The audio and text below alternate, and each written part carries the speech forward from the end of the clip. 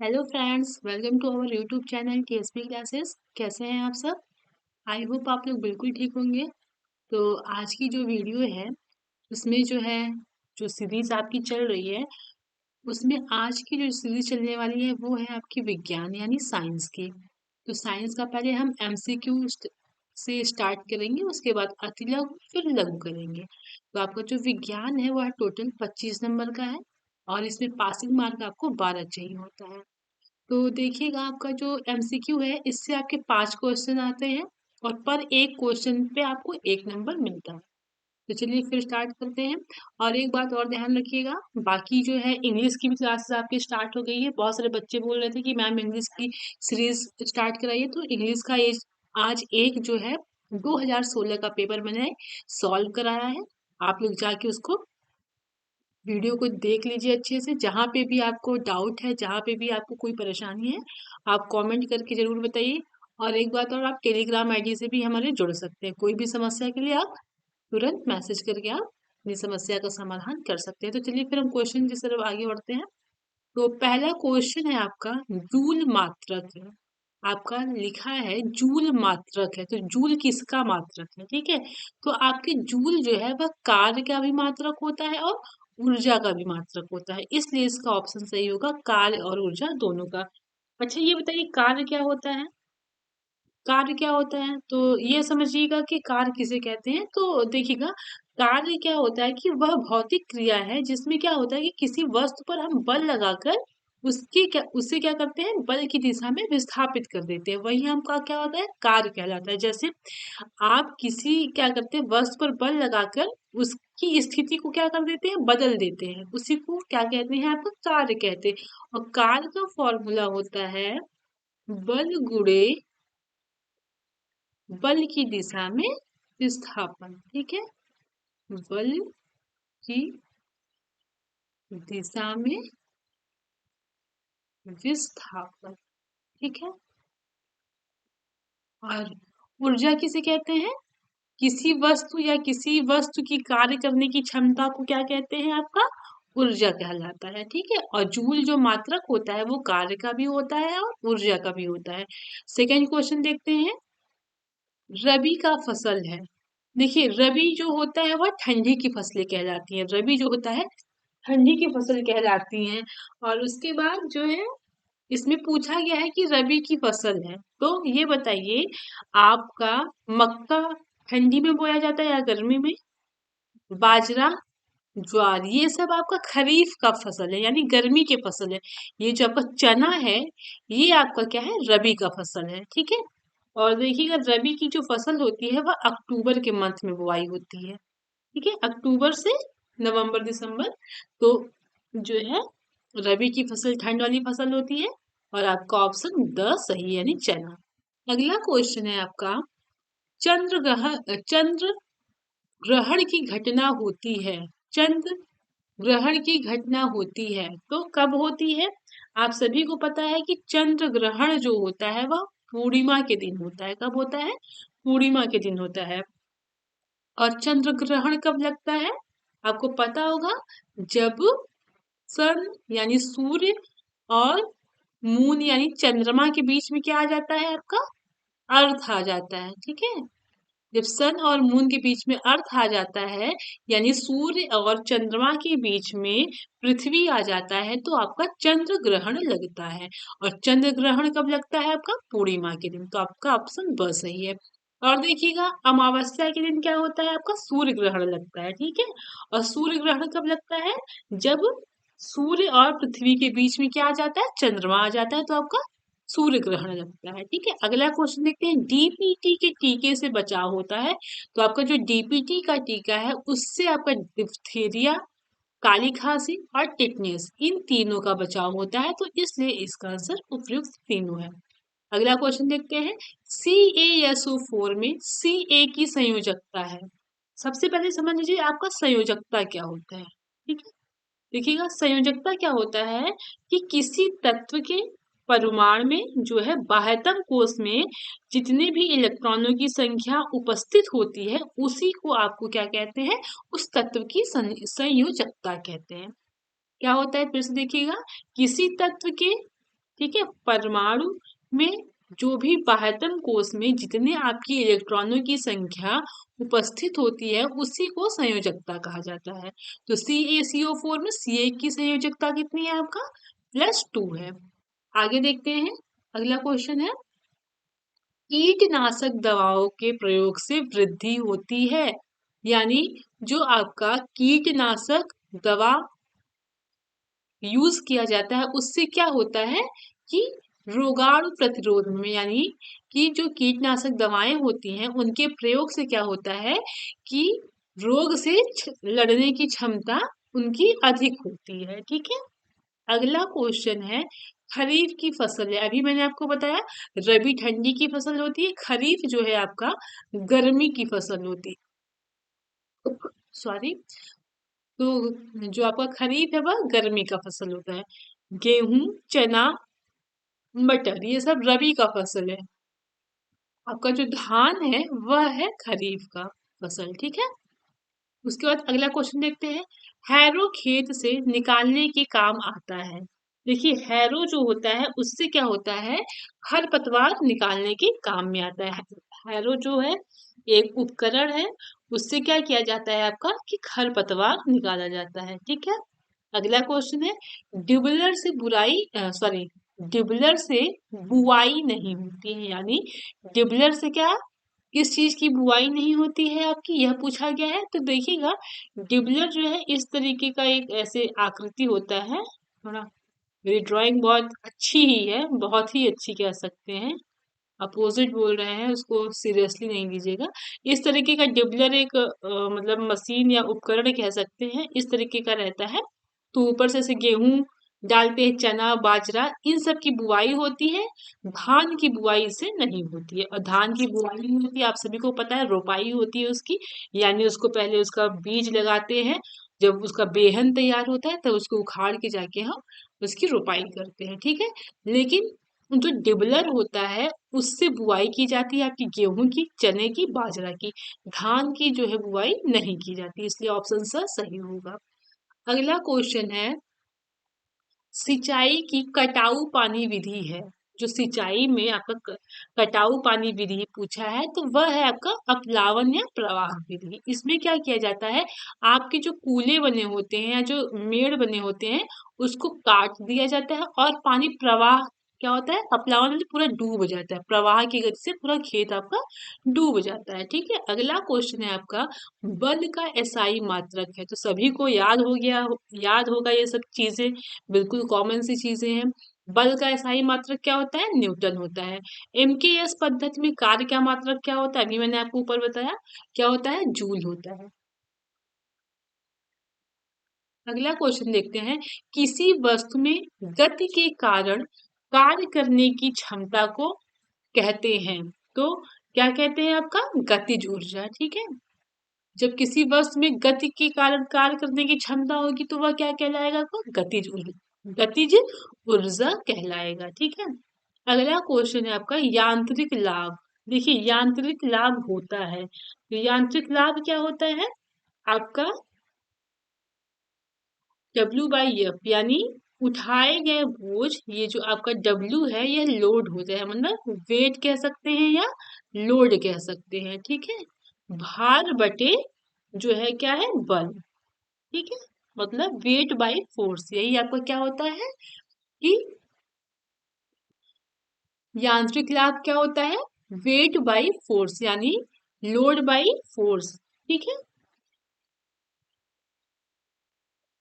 आपका जो लोड बटे फोर्स है, यानी आपका भार और बल का अनुपात ही आपका क्या कहलाता है, यांत्रिक लाभ कहलाता है। ठीक है। अगला क्वेश्चन है, सरल मशीन है।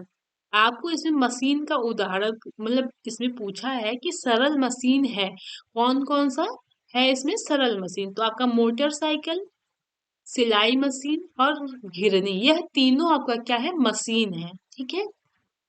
अगला क्वेश्चन है, वृक्षारोपण से भूमि का कटाव होता है। तो जो आपका वृक्षारोपण है उससे भूमि का कटाव क्या हो जाता है, समान रूप में, मतलब हल्का फुल्का होता है।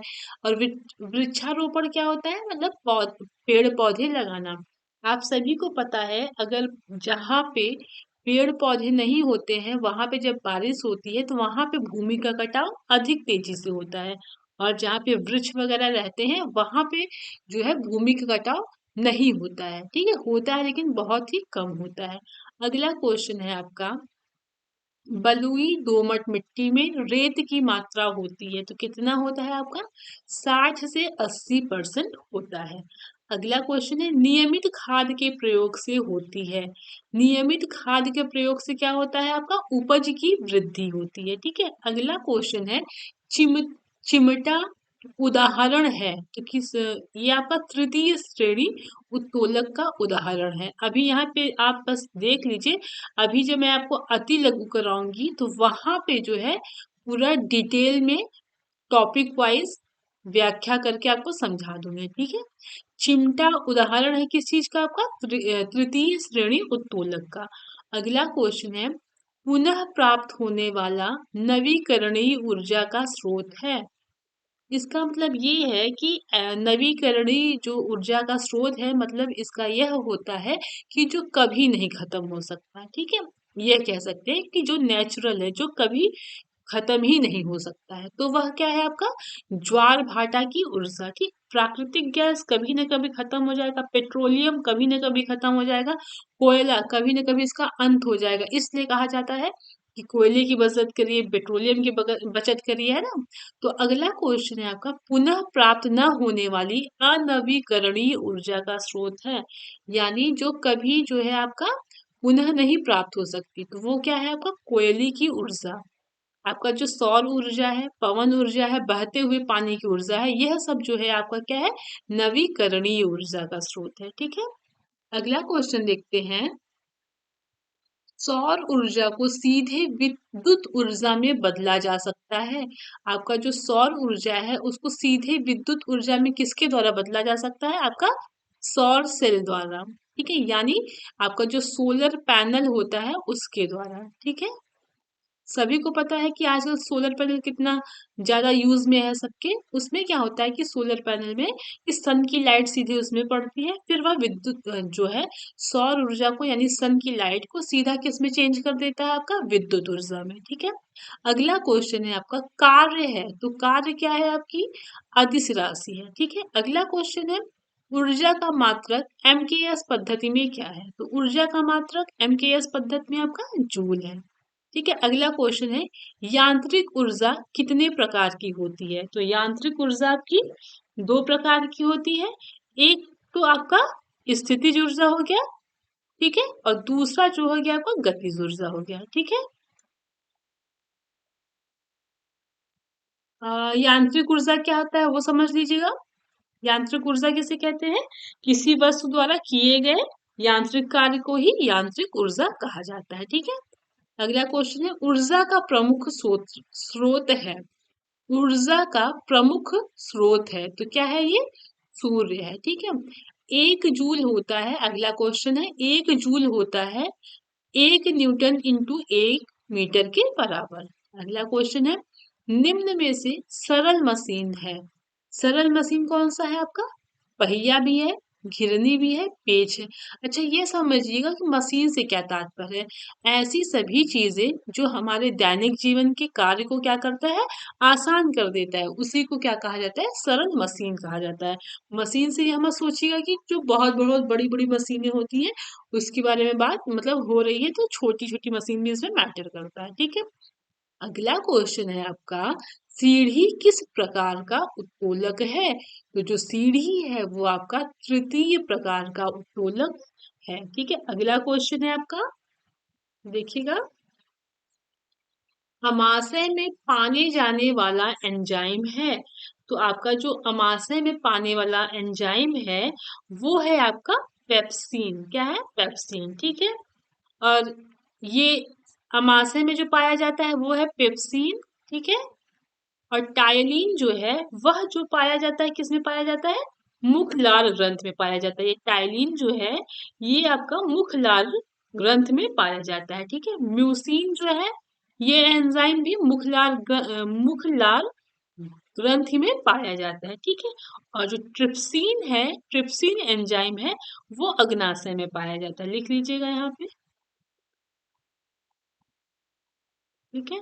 ये आपका मुख लार लार ग्रंथ में पाया जाता है, ठीक है। अगला क्वेश्चन देखते हैं। शर्करा का नियमन करने में सहायक हार्मोन है। तो शर्करा का जो है नियमन करने में सहायक हार्मोन है आपका इंसुलिन। क्या है? इंसुलिन। आप लोगों ने सुना होगा, जो शुगर के पेशेंट होते हैं उनकी इंसुलिन कभी ज्यादा हो जाता है, कभी कम हो जाता है। तो वही कहा जा रहा है कि जो शर्करा का नियमन करने में सहायक हार्मोन है वो है आपका इंसुलिन, ठीक। अगला क्वेश्चन देखते हैं। कैल्शियम तथा फास्फोरस के नियमन का कार्य करता है। तो क्या करता है आपका पैराथार्मोन, ठीक है। अगला क्वेश्चन है, जल में घुलनशील है। तो जल में कौन सा विटामिन घुलनशील है, यह पूछा गया है। तो जहां तक आपको पता होगा कि विटामिन बी भी घुलनशील है और विटामिन सी भी घुलनशील है, ठीक है। और ये जो ए और डी है ये वसा में घुलनशील है। अगला क्वेश्चन देखते हैं। दांतों की मजबूती के लिए आवश्यक है। दांतों की मजबूती के लिए आवश्यक है। सभी को पता है कि कैल्शियम तथा फास्फोरस जो होता है वो हमारे दांतों की मजबूती के लिए आवश्यक होता है, ठीक है। अगला क्वेश्चन है आपका, पैकेट का दूध संरक्षित किया जाता है। यानी जो पैकेट का दूध है उसको संरक्षित किया जाता है, किसके द्वारा किया जाता है आपका पाश्चुरीकरण द्वारा, ठीक है। क्या होता है? पाश्चुरीकरण द्वारा, ठीक। इसमें क्या होता है कि जो दूध होता है उसको एक हाई टेम्परेचर पे पहले बॉयल किया जाता है, उसके बाद फिर उसको तुरंत कम टेम्परेचर पर ठंडा किया जाता है। तो यही जो क्रिया है उसी को पाश्चुरीकरण कहा जाता है, ठीक है। अगला क्वेश्चन है आपका, परमाणु का समस्त द्रव्यमान निहित होता है। तो किसमें निहित होता है? आपके प्रोटॉन तथा न्यूट्रॉन में, ठीक है। अगला क्वेश्चन है, किसी तत्व का परमा परमाणु क्रमांक बराबर होता है उसके परमाणु में उपस्थित प्रोटॉनों की संख्या के, ठीक है। अगला क्वेश्चन देखते हैं। परमाणु के नाभिक में स्थित होते हैं आपके प्रोटॉन तथा न्यूट्रॉन, ठीक है। अगला है, निष्क्रिय गैस का इलेक्ट्रॉनिक विन्यास होता है। तो क्या होता है आपका 2 8। अगला क्वेश्चन है, परमाणु द्रव्यमान का अंतरराष्ट्रीय मात्रक है। तो क्या है आपका कार्बन 12, ठीक है। अगला क्वेश्चन है, कैल्शियम हाइड्रोक्साइड का सही सूत्र है। तो आपका जो कैल्शियम हाइड्रोक्साइड है उसका सही सूत्र पूछा है तो आपका CaOH होता है, ठीक। अगला क्वेश्चन है, भौतिक परिवर्तनों में पदार्थ के अणुओं में परिवर्तन नहीं होता है। आपका जो भौतिक परिवर्तन है उसमें क्या होता है कि पदार्थ के अणुओं में परिवर्तन नहीं होता है। देखिएगा भौतिक परिवर्तन क्या होते हैं, इसमें क्या होता है कि वस्तु जब परिवर्तित हो जाता है उसके बाद वह अपनी मूल अवस्था में आ सकता है, ठीक है। अगला क्वेश्चन है, निम्नलिखित में से कौन सा प्रत्यावर्तित परिवर्तन है, ठीक है। तो इसमें प्रत्यावर्तित परिवर्तन पूछा है तो आपका क्या है, मोम का पिघलना, ठीक है। अगला क्वेश्चन है, निम्नलिखित में कौन सा रासायनिक परिवर्तन है। रासायनिक परिवर्तन उसको कहते हैं जो परिवर्तन होने के बाद अपनी मूल अवस्था में वापस नहीं आ पाता है, ठीक है, उसको आपका रासायनिक परिवर्तन कहा जाता है। तो देखते हैं कौन सा है। कोयले को पीस कर पाउडर बनाना, कागज के बड़े बड़े टुकड़ों को छोटे छोटे टुकड़ों में बांटना, कागज का जलना, कांच की बोतल का टूटना। तो आप सभी बताइए इसमें कौन सा ऑप्शन सही हो सकता है। आपका जो कोयले को पीस कर पाउडर बनाया गया है क्या उसको फिर से कोयला बनाया जा सकता है? बिल्कुल। कागज के बड़े बड़े टुकड़ों को छोटे छोटे टुकड़ों में बांटा गया है, उसको चाहेंगे हम तो फिर से एक बड़ा कागज बना सकते हैं। कांच की बोतल अगर टूट गई है तो उसको हम फिर से सही कर सकते हैं। लेकिन अगर कागज जल गया, ठीक, कागज जल के राख बन गया तो क्या उस राख से हम कागज बना सकते हैं? बिल्कुल नहीं। तो यही आपका परिवर्तन क्या कहलाया? रासायनिक परिवर्तन कहलाया है, ठीक है। अगला क्वेश्चन है आपका, ज्वालामुखी का फूटना है। तो आपका जो ज्वालामुखी का फूटना है वह होता है अनियमित परिवर्तन, ठीक है। अगला क्वेश्चन है, दिन रात का होना है। तो दिन रात का जो होना है वह है नियमित एवं प्राकृतिक परिवर्तन। ठीक, अगला क्वेश्चन देखते हैं। पित्त रस बनता है, तो पित्त रस कहाँ बनता है? आपके यकृत में बनता है। ठीक है, अगला क्वेश्चन है तृतीय श्रेणी के उत्तोलक का उदाहरण है। तो जो आपका तृतीय श्रेणी का उत्तोलक का उदाहरण है वो है आपका चिमटा। ये दोबारा क्वेश्चन पूछा गया है। अगला क्वेश्चन देखते हैं। प्रकाश संश्लेषण की क्रिया में कौन सी गैस निकलती है? तो आपका CO2 निकलता है। ठीक है, अगला क्वेश्चन है। एक तत्व के समस्थानिक में होते हैं, तो एक तत्व में क्या होता है? आपका परमाणु संख्या तो समान होता है लेकिन द्रव्यमान संख्या क्या होता है? भिन्न होता है। देखिए समझिएगा कि आपका समस्थानिक क्या होता है।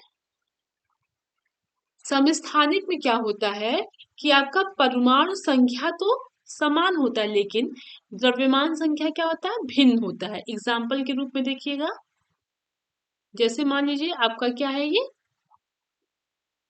ठीक है, हाइड्रोजन 1H1, ठीक, 1H2, इधर देख लेते हैं 1H3, ठीक, ये यहाँ पे इसे लिखा जाएगा।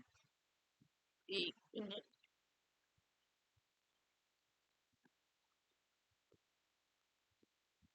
देखिएगा, ठीक है। तो ये 1H1 जो है इसमें ये क्या है? आपका हाइड्रोजन है। ठीक है, ये आपका हाइड्रोजन हो गया। इसमें जो है ये क्या है? आपका ड्यूटीरियम है। ठीक है, ड्यूटीरियम, ठीक,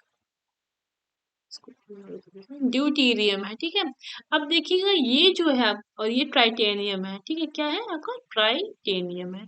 तो ये जो है आपका, ये वन जो है, ये वन और ये वन, ये क्या है? आपका परमाणु संख्या है। इसको बोला जाता है परमाणु संख्या और इसको बोला जाता है द्रव्यमान संख्या।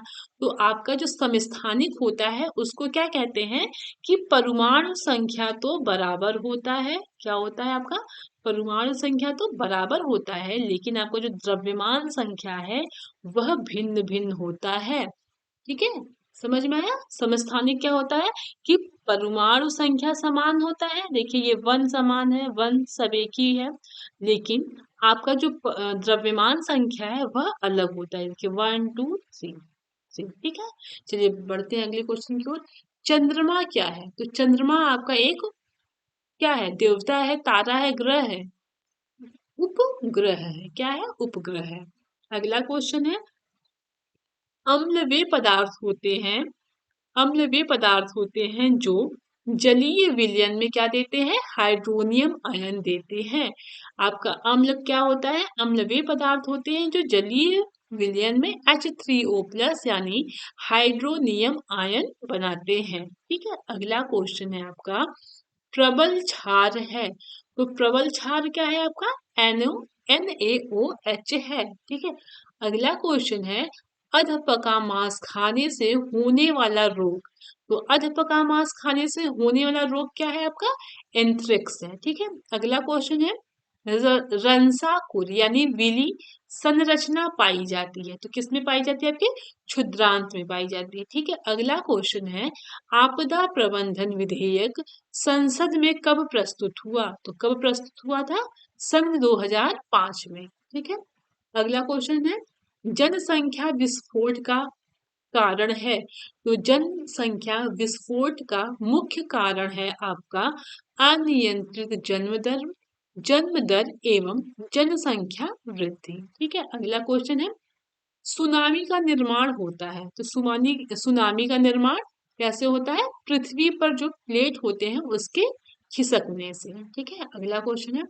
सुनामी का संबंध है, तो सुनामी आप सभी को पता है कि कहाँ आता है? आपके समुद्र में आता है।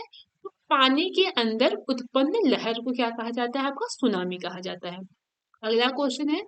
बादल फटने का अर्थ है, तो बादल फटने का अर्थ है आपका अचानक भारी वर्षा होना। ठीक, अगला क्वेश्चन है। भूपृष्ठ पर आकस्मिक कंपन कहलाता है, तो जमीन पर जब अचानक कंपन होता है तो उसको क्या कहते हैं? हम भूकंप कहते हैं। अगला क्वेश्चन है। चक्रवात का आकार होता है। तो चक्रवात का आकार कैसा होता है? अंडाकार होता है। ठीक है, अगला क्वेश्चन है, किस ग्रह को वर्ष 2006 में ग्रह की श्रेणी से हटा दिया गया है? तो किसको हटाया गया है? आपके प्लूटो को। ठीक, अगला क्वेश्चन है, द्वितीय प्रकार के उत्तोलक का उदाहरण है। तो आपके द्वितीय प्रकार के जो उत्तोलक है उसका उदाहरण है आपका बोतल खोलने वाला यंत्र। ठीक, अगला क्वेश्चन है, अम्ल व क्षारों की प्रबलता निर्भर करती है। तो अम्ल व क्षारों की जो प्रबलता है वह किस पे निर्भर करती है? आपके आयनन की मात्रा पर। अगला क्वेश्चन है, प्रबल अम्ल क्षार वह है जो जल में अधिक आयनित हो। ठीक, क्या है आपका? प्रबल अम्ल क्षार वह है जो जल में अधिक आयनित हो। ठीक, अगला क्वेश्चन है, इलेक्ट्रॉन दाता तथा इलेक्ट्रॉन ग्राही पदार्थ के मध्य उपसह संयोजक बंध बनाने की प्रक्रिया कहलाती है। क्या कहलाती है? यह आपका आयनन कहलाता है।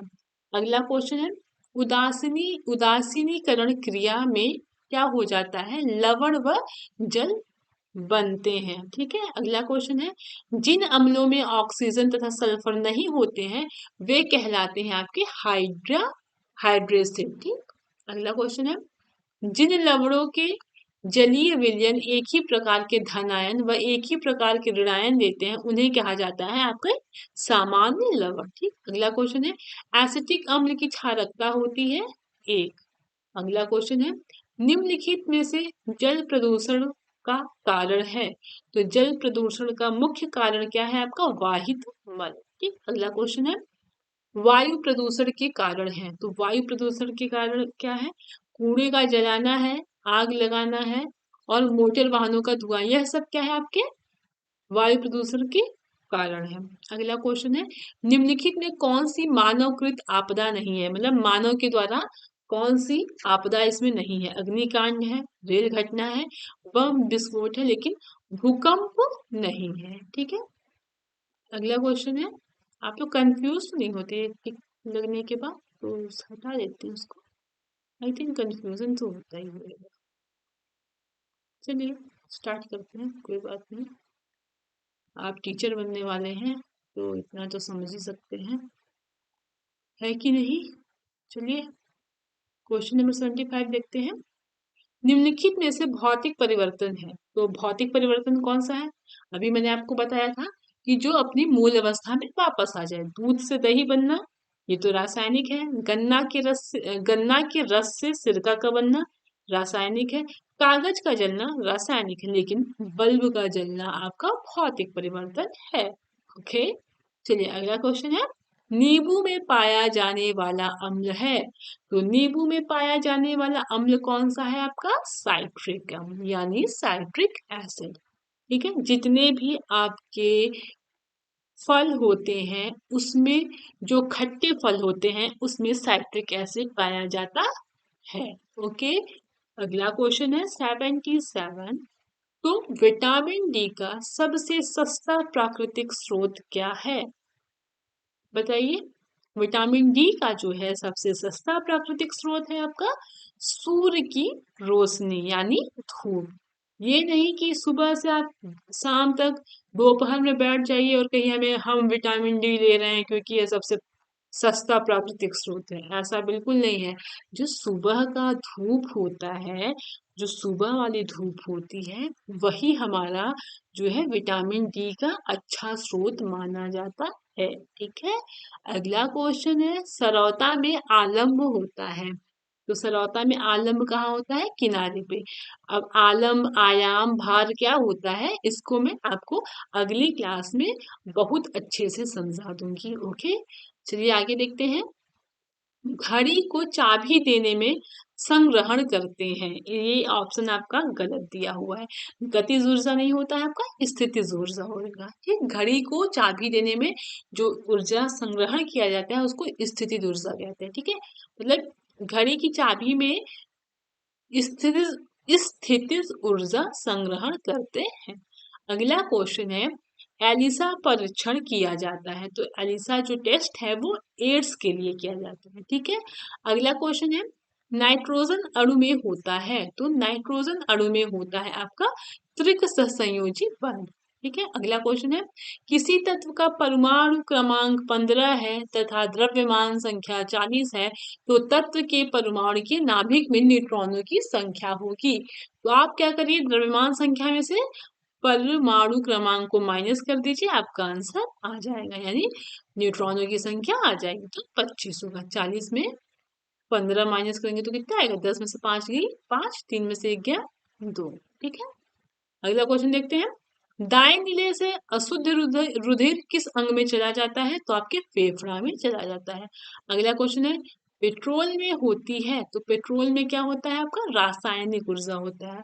अगला क्वेश्चन है, चूना पत्थर का रासायनिक सूत्र है, तो आपका चूना पत्थर का रासायनिक सूत्र है CaCO3। ठीक है, अगला क्वेश्चन है, सोलर सेल में मुख्य रूप से ऊर्जा का रूपांतरण होता है, तो प्रकाश ऊर्जा का विद्युत ऊर्जा में। अगला क्वेश्चन है, पेलाग्रा रोग निम्नलिखित में से किस विटामिन की कमी से होता है, तो किस विटामिन की कमी से होता है, आपके विटामिन बी की कमी से। अगला क्वेश्चन है, जड़ों द्वारा वर्धी प्रजनन होता है, तो शकरकंद में होता है। अगला क्वेश्चन है, वह उत्तोलक जिसमें आलम एवं आयाम के मध्य भार होता है, तो किसमें होता है, आपके ट्रॉली में। अगला क्वेश्चन है, विद्युत ऊर्जा को यांत्रिक ऊर्जा में परिवर्तित करता है, तो कौन करता है, आपका विद्युत मोटर। अगला क्वेश्चन है, अम्ल वे पदार्थ होते हैं जो जलीय विलयन में हाइड्रोजन आयन देते हैं। अगला क्वेश्चन है, विटामिन सी का रासायनिक नाम, तो एस्कॉर्बिक एसिड, एस्कॉर्बिक अम्ल। ठीक है, अगला क्वेश्चन है, द्वितीय श्रेणी का उत्तोलक है, तो द्वितीय श्रेणी का उत्तोलक कौन है, आपका सरौता है। अगला क्वेश्चन है, इनमें से कौन सूचक इंडिकेटर नहीं है, तो आपका लाल लिटमस भी इंडिकेटर है, मिथाइल ऑरेंज भी इंडिकेटर है, फिनाफ्थलीन भी आपका इंडिकेटर है, लेकिन एंटासिड नहीं है। अगला क्वेश्चन है, कंपोजिट खाद बनाई जाती है, तो गोबर से और कूड़ा कचरा दोनों से आपका कंपोजिट खाद बनाई जाती है। अगला क्वेश्चन है आपका, नाइट्रोजन उर्वरक से पौधे बढ़ते हैं, तो आपका जो नाइट्रोजन उर्वरक से पौधे क्या होते हैं, अति शीघ्र गति से बढ़ते हैं। ठीक है, तो ये था आपका टोटल 96 ऑब्जेक्टिव क्वेश्चन साइंस का। ठीक है, तो अब कल मिलते हैं हम तेलुगु में। एक एक बार वीडियो देखिएगा, 2 बार देखिएगा और अच्छे से आपको समझ आ जाएगा, फिर अपने से एक बार सीरीज पढ़िएगा, चीजें क्लियर हो जाएंगी। और ये उत्तोलक क्या है, मशीन क्या है, ठीक है, इन सबको मैं आपको अगली क्लास में बहुत अच्छे से समझा दूंगी, ताकि आपका 1-2 टॉपिक जो भी आपको नहीं समझ में आ रहा है वो क्लियर हो जाए। तो चलिए मिलते हैं अब कल अगली क्लास में, तब तक मन लगा के पढ़ाई करते रहिए, वीडियो को शेयर करिए, लाइक करिए और सब्सक्राइब करिएगा। और कोई भी प्रॉब्लम होती है तो आप कमेंट करिएगा और हमारे टेलीग्राम आईडी से जरूर ऐड हो जाइएगा। ठीक है, वहाँ पे आपको महत्वपूर्ण जानकारी जो भी होगी सभी शेयर कर दिया जाएगा। ओके, फिर मन लगा के पढ़ाई करते रहिए। आज के लिए बस इतना ही। Thank you.